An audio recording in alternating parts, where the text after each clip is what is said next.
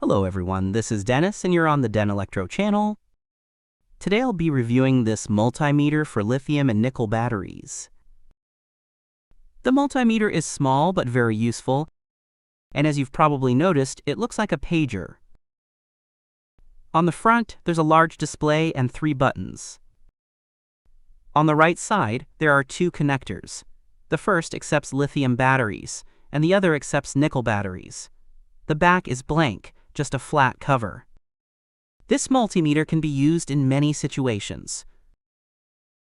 Let's say you have a battery, whether it has a protection board or not. But one day, you want to monitor the voltage of each cell, or you simply want to add a charge indicator for the entire battery to somehow understand how much energy is left in all the batteries. By adding this multimeter, you can significantly expand the functionality of the entire battery. The multimeter is connected in the same way as a BMS to each battery. After that, you can monitor the voltage of each cell, the overall voltage, the difference between batteries, and, most importantly, balance them. It's almost like a smart BMS, except without a phone, computer, or Bluetooth. You can connect 1 to 7 lithium batteries and 4 to 7 nickel-ion batteries to the multimeter. Let's take a look inside. The device's body consists of 2 halves connected by 4 screws. The front side of the board contains many radio components. The back side is bare. The display covers most of the board, glued to a small foam pad.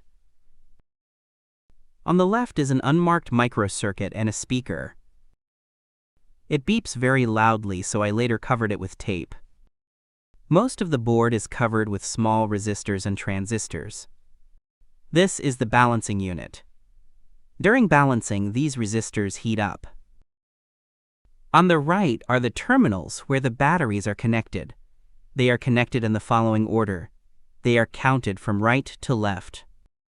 Lithium batteries are on the left, and nickel batteries on the right. The rightmost terminals on both connectors are considered negative. All the others are considered positive. With nickel batteries, everything is simple. Only the positive and negative terminals are connected. I'll explain why this is done a little later. With lithium batteries, you first connect all the positive terminals, and lastly the negative terminal. Only then does the multimeter turn on and tell you how many batteries are connected. This applies if the wires you're connecting are separate. If all the wires are on a single connector, you can connect it all at once. If you have fewer batteries, for example only 2, you need to connect them from the corresponding terminal and terminate them there on the negative terminal. The multimeter doesn't have its own power source. This is both good and bad. If only one battery is connected, the multimeter is powered by it. If 2 batteries are connected, the multimeter will operate from both. If more batteries are connected, the multimeter will still operate from the first 2. This should be taken into account because, although the device is very small and has an LCD display, it still draws current during operation. Even without a load connected to the batteries, the first 2 batteries will still discharge over time. If you want the multimeter to be constantly connected to the battery but not operate, you can install a switch. It will be located on the right side of the diagram, in the negative circuit.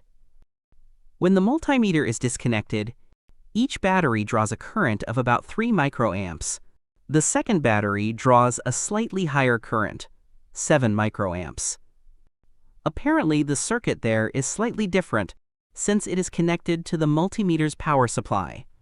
With such a small current, even this battery will only lose 5 milliampere hours in a month. Therefore, if you leave the battery with the multimeter connected for a long time, you don't need to worry about it discharging. To demonstrate the multimeter's operation, I'll connect 3 lithium-ion batteries. As I said above, I connect the batteries first from the positive terminals. After connecting the negative terminal of the entire battery, the multimeter turns on and beeps.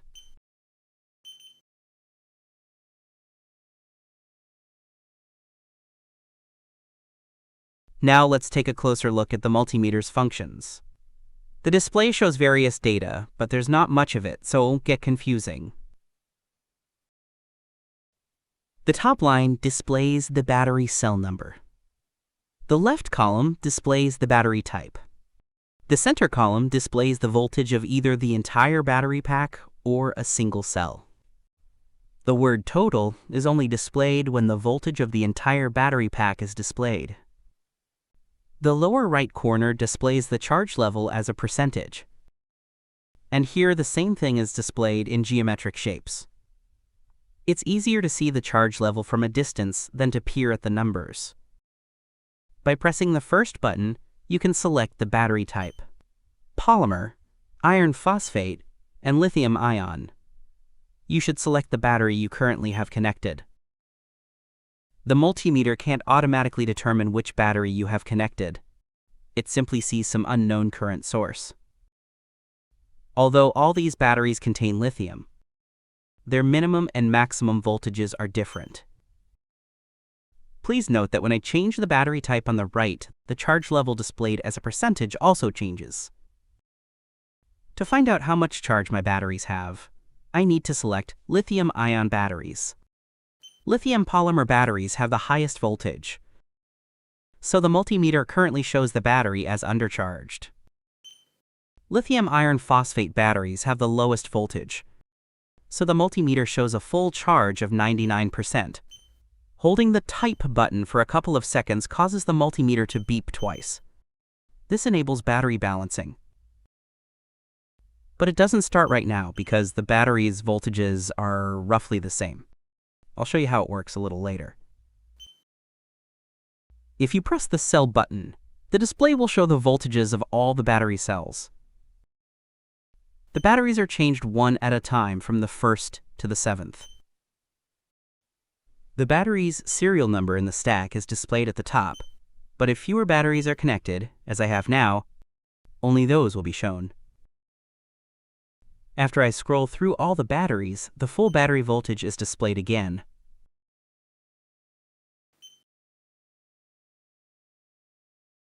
Now let's move on to the Mode button. If I press it, I'm taken to a page that displays the difference between the batteries: the most charged and the least discharged. In this case, the difference between the batteries is only 2 millivolts between the first and third cells. In general, measuring very low voltages with this multimeter has some problems. When checking the battery voltage, it can sometimes fluctuate, sometimes higher, sometimes lower. It doesn't change much, plus or minus 10 millivolts. Therefore, the difference between the batteries isn't entirely accurate. It might show one thing now and another 5 seconds later. So in this case, I don't really believe the 2 millivolt difference. This is easy to verify if you rewind the video. The battery voltages were completely different, although this problem could be fixed by using a tighter terminal block or soldering the wires to the multimeter. If I press Mode again, the voltage of the most charged battery is displayed. I press it again and it shows the voltage of the least discharged battery. After another press, the total battery voltage is displayed again. If I continue pressing the Mode button, all the pages will cycle.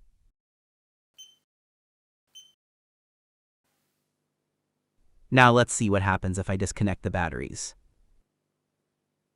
I disconnected the last 2 wires. In theory, now there shouldn't be any current coming from the third and second batteries. Let's check the voltage on the cells.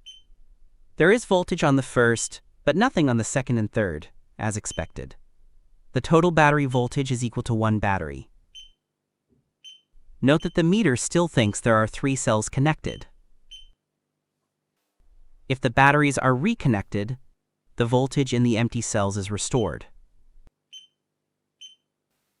If the battery power is left in place, at the first and second terminals, and the other batteries are accidentally connected in the wrong places or in a different order, the multimeter will not respond. In this case, the multimeter will work, but will display an incorrect voltage and the number of cells used. For example, here it shows there are 7 batteries, The total voltage is 16 volts, although it should be 12.4. Some cells are empty, and one even shows 8 volts. If you leave the multimeter connected and insert all the batteries in the correct order, the multimeter will correctly determine the voltage of the occupied cells and the total voltage.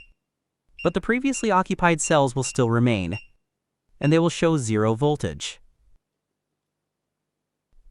To return the multimeter to normal operation, disconnect the first negative terminal and reconnect it. After this, the multimeter will display the number of batteries connected. Now let's see how much current the multimeter consumes. The multimeter on the right will display the current. The negative terminal of the battery is connected through it. The negative terminal exits the multimeter and enters the first terminal of the multimeter for batteries. I turn it on. At 12 volts, the battery multimeter draws 9 milliamps. If you disconnect both batteries, the multimeter will only operate on one battery. The current will decrease, becoming slightly over 4 milliamps.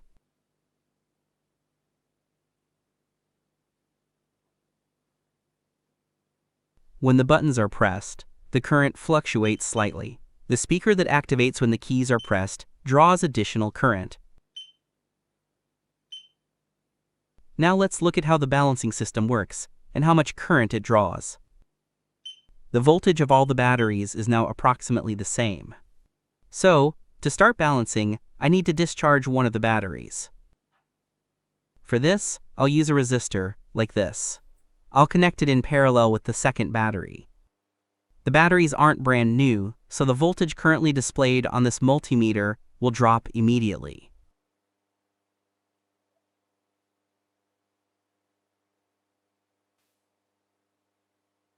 Now I need to wait a while for the battery to discharge.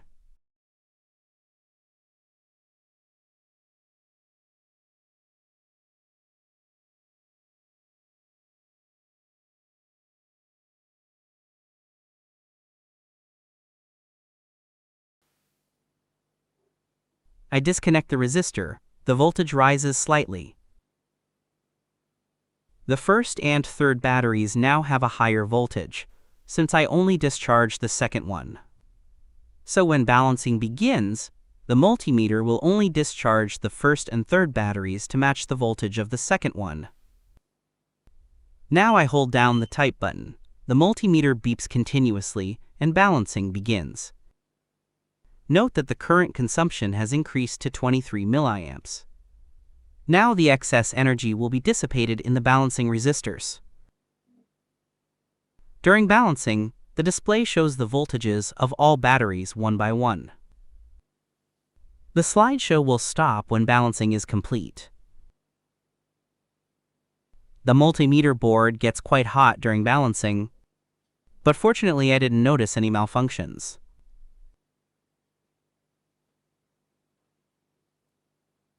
Next, let's look at how to connect nickel-ion batteries to this multimeter. I'll be using nickel-cadmium batteries. Nickel batteries are supposed to be connected here.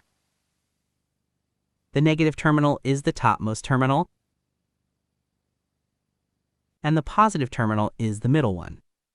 All the batteries are connected in series. The multimeter can't see the voltage of each individual battery here. The multimeter turns on immediately. A message appears in the upper left corner, indicating that nickel-cadmium batteries are connected. Based on the voltage level, the multimeter deduces that there are 4 of them. The type button doesn't work in this mode. Pressing it doesn't change anything. The cell button also doesn't do anything. The top terminal appears to scroll through batteries from 4th to 7th, although they're not actually connected. Pressing the mode button also doesn't change anything.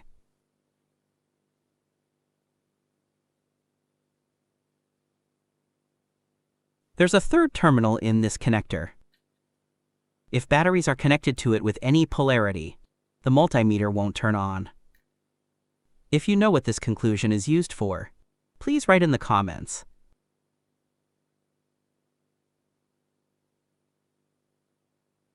A battery of nickel-ion batteries can be connected not only to the connector intended by the developers, but also to the one used for lithium batteries. The multimeter also turns on and displays the voltage of the entire battery, but since only 2 terminals are occupied, it thinks only one battery is connected, albeit with a higher voltage.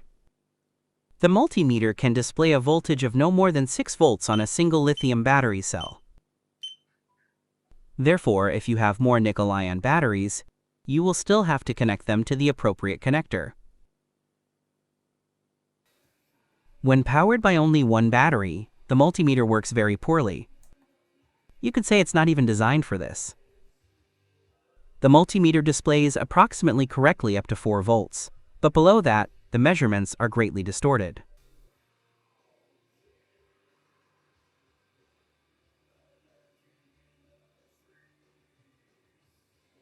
The multimeter displays up to approximately 3 volts, but the measurements are already inaccurate.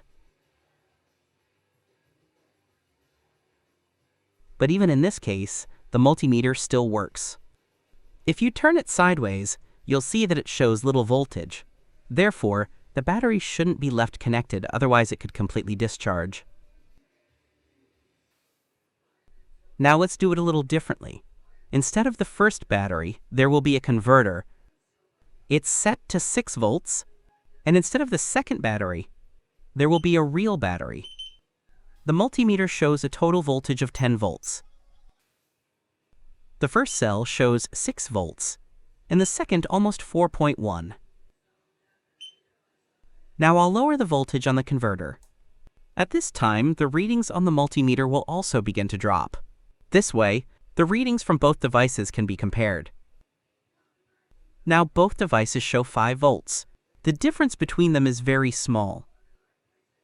But I can't say which one shows the exact voltage, since I don't have a reference voltmeter to compare it to. At 4.2 volts, the difference is approximately the same. The voltage on the second battery hasn't changed.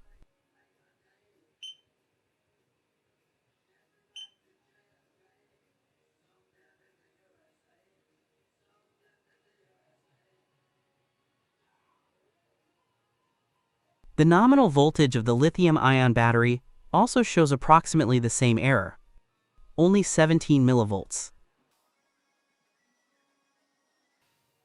The second battery now shows 3 millivolts more than last time. The overall voltage is decreasing, as expected.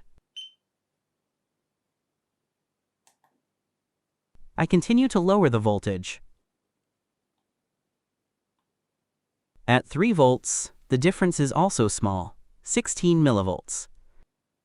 The second battery's voltage is almost 4.1 volts, while the total voltage is 7.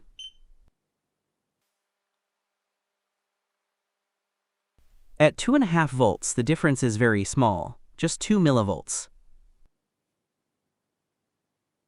The second battery's voltage hasn't changed. At 2 volts, the difference is also small, just 6 millivolts. The second battery's voltage remains unchanged, while the total voltage is 6. A very low voltage of 1 volt shows almost the same.